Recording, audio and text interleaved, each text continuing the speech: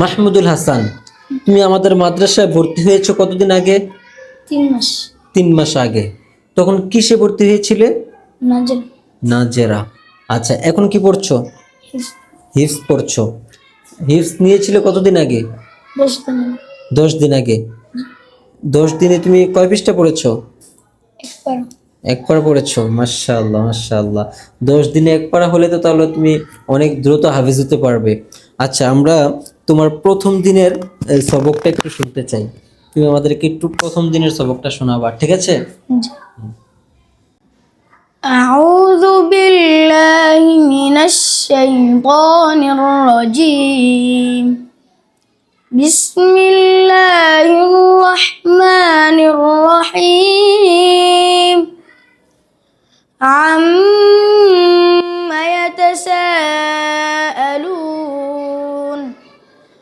عن النبأ العظيم الذي هم فيه مختلفون كلا سيعلمون ثم كلا سيعلمون ألم نجعل الأرض مهادا والجبال أوتادا وخلقناكم أزواجا وجعلنا نومكم سباتا وجعلنا الليل لباسا وجعلنا النهار معاشا وبنينا فوقكم 7 شدادا وجعلنا سراجا وهاجا وأنزلنا من المعصرات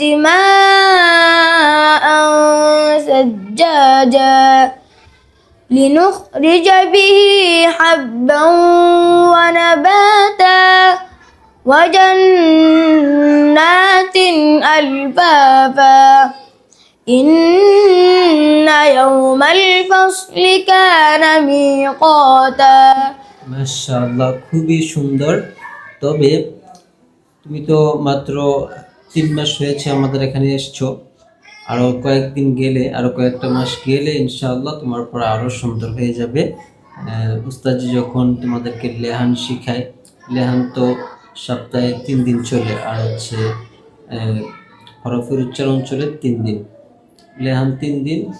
এই জন্য একটু সময়টা বেশি লাগবে, সমস্যা নেই। তুমি একটু খেয়াল করলে তোমার লেহানটা আরো সুন্দর হবে, বুঝতে পেরেছো? জি। মাশাআল্লাহ। তুমি যেভাবে সবক বর্তমানে দিচ্ছ এইভাবে সবসময় সবক দিবে, তাহলে তুমি খুবই দ্রুত অল্প সময়ে হাফেজ হওয়া সম্ভব, ঠিক আছে? জি। তোমার জন্য শুভকামনা, আর আপনারা সবাই ওর জন্য দোয়া করবেন যেন দ্রুত হাফেজ হতে পারে। আল্লাহ তাআলা তাকে কবুল করুক, আমিন। আসসালামু আলাইকুম।